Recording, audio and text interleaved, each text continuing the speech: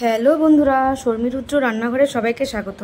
আজকে আমি বানাবো পটল চিংড়ি, খুবই অল্প সময়ে চটজলদি রান্না, একটু নতুন স্টাইলে। আমি এখানে প্রথমে পটল আর আলুটাকে হালকা করে ভেজে নিয়েছি, সেটা তোমাদের দেখাতে আমি হট করে মনে ছিল না। যাই হোক, তারপরে আমি চিংড়ি মাছটাকে একটু হালকা সাঁতলে নিয়েছি। আর তারপরে কড়াইতে তেল দিয়ে আমি এখানে মিক্সিতে লঙ্কা, আদা, জিরা, রসুন আর পেঁয়াজ আর একটু টমেটো, লঙ্কাগুলো একটু লাল লাল দেখেই দিয়েছি, টমেটো দুটো দিয়েছি, একটা পেস্ট করেছি, একটা আমি আলাদাভাবে দেবো। দিয়ে আমি মশলাটাকে ভালো মতো বেশ কষিয়ে নিয়েছি যতক্ষণ না তেল ছেড়ে দেয়।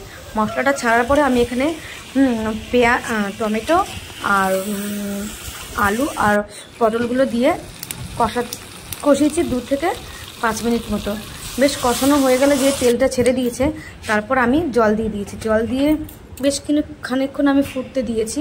ফোটার পর আমি এখানে চিংড়ি মাছগুলো তারপর দিয়ে দিয়েছি।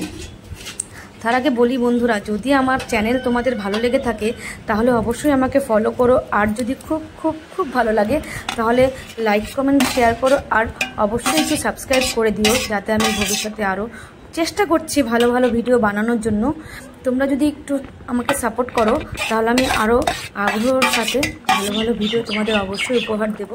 আমি জানি আমি সেমন একটা পারদর্শী নই।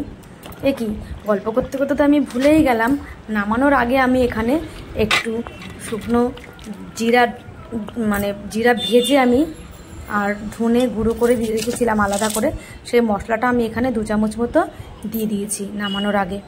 তোমরা এভাবে একদিন বাড়িতে করে দেখো, আর আমাকে অবশ্যই কমেন্ট বক্সে জানিও তোমরা কেমন খেলে। আমার পুচকুটা তো ভালোই খেয়েছে। টাটা।